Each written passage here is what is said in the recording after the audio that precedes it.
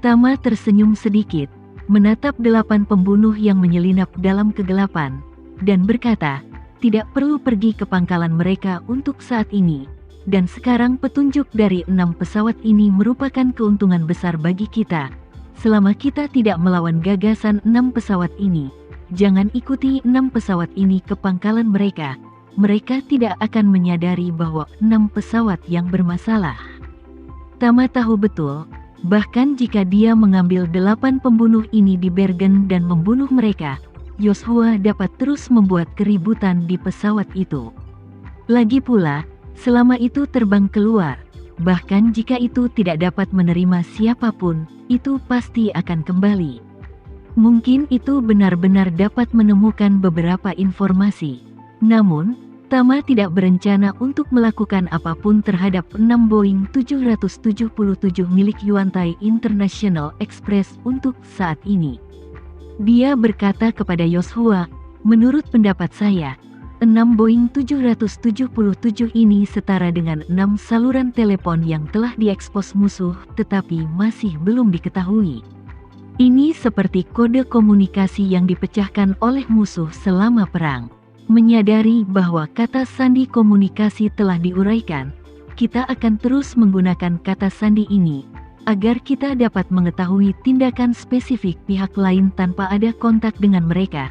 Selama kita dapat memastikan serangan yang akurat setiap saat, mereka tidak akan menyadari tautan mana yang salah. Duncan juga setuju saat ini. Saya setuju dengan Tuan Muda Renza, benar-benar tidak perlu mengambil inisiatif untuk menyerang sekarang. Waktu sebelumnya di New York, Tuan Muda Renza telah memberi organisasi ini kerugian besar. Dan kebetulan Tuan Muda Renza tidak mendapatkan berita sebelumnya melalui saluran apapun, jadi mereka juga akan mencari kebenaran dari fakta.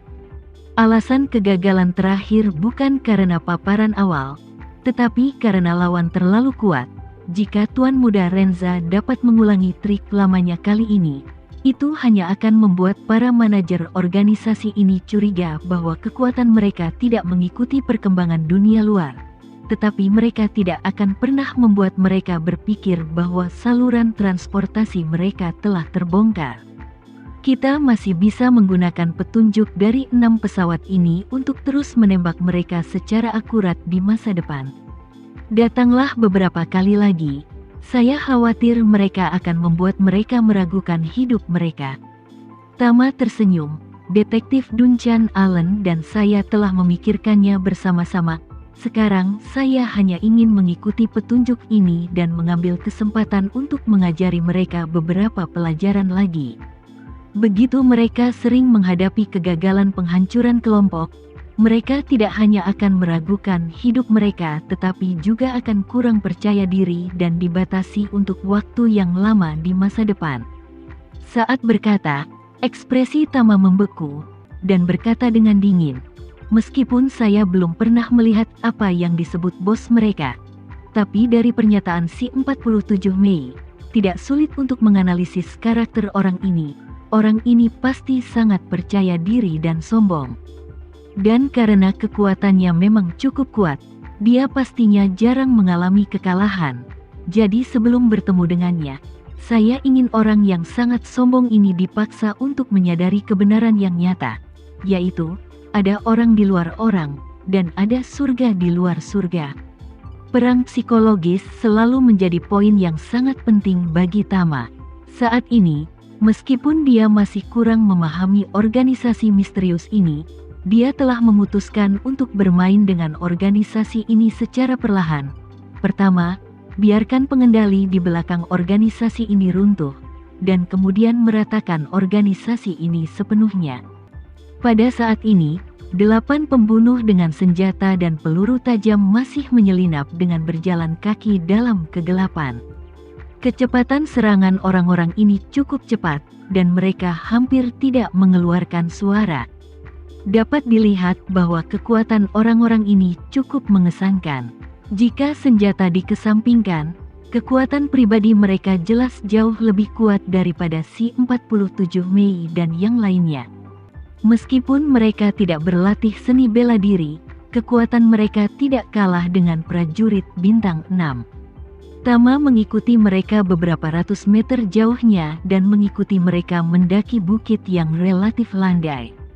Setelah mendaki ke puncak bukit, satu set villa pedesaan 2 lantai dengan lampu muncul di sisi jalan sekitar 1 kilometer di depan. Dengan visinya yang unggul dan kemampuannya yang luar biasa, Tama sudah bisa melihat beberapa truk pickup Amerika diparkir di halaman depan villa pedesaan, dan beberapa sosok terus-menerus memindahkan berbagai jenis barang bawaan dari villa.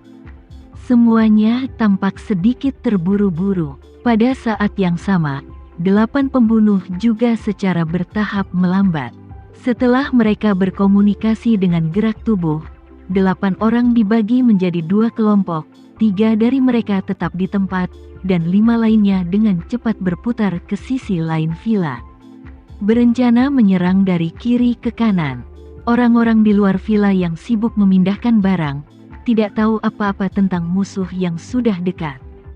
Seorang lelaki tua dengan wajah Asia sedang berdiri di luar pintu saat ini, menginstruksikan semua orang untuk memuat item yang berbeda ke dalam kendaraan yang berbeda, dan pada saat yang sama mendesak dengan ekspresi serius, "Semuanya, lakukan lebih cepat, kita harus mulai sebelum fajar tiba."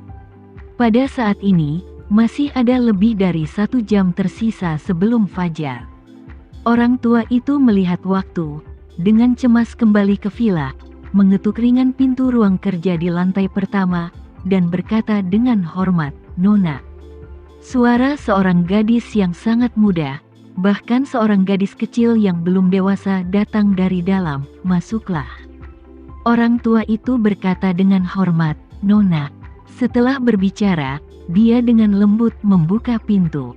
Meskipun villa ini terlihat seperti rumah terpisah barat secara keseluruhan, dekorasi interiornya sangat antik. Di ruang belajar, seorang gadis muda dengan penampilan yang sangat cantik, duduk di depan satu set meja atas, memegang buku kuno yang sudah menguning dan membacanya. Gadis kecil itu sangat lembut, belum lagi fitur wajahnya yang sangat cantik, bahkan bulu matanya yang ramping dan melengkung sempurna. Dan dia mengenakan rok bordir krep gaya Indonesia, dengan satu set bahu awan yang indah disulam dengan awan keberuntungan ke segala arah, yang memiliki pesona klasik penuh. Dapat dilihat bahwa dia seharusnya menjadi penggemar budaya daerah.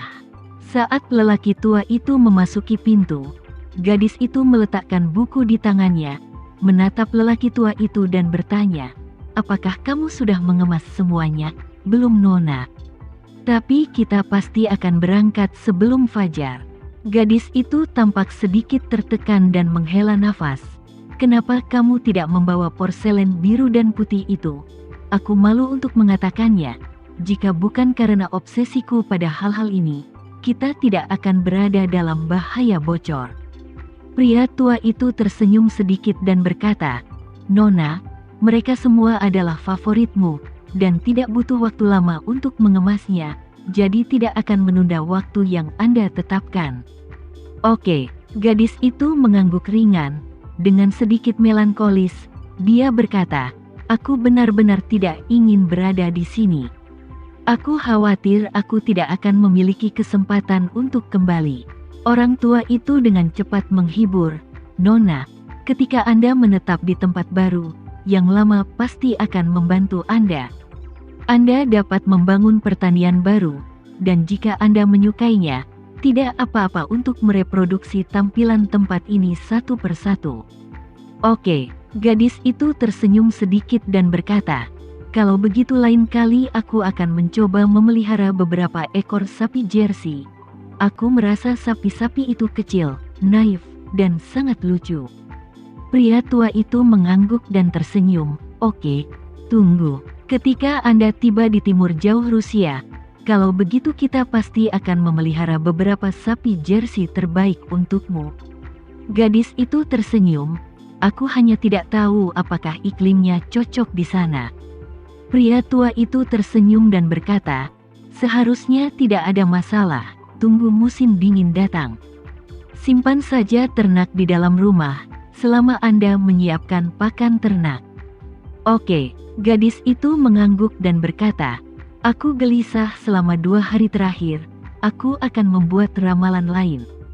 Jadi dia membuka laci meja dan mengeluarkan 9 koin tembaga yang berbeda darinya.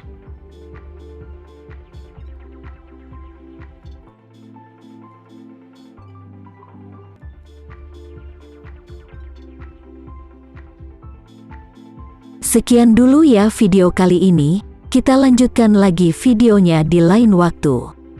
Oh iya, bagaimana menurut kalian? Semoga bisa sedikit menghibur kalian semua.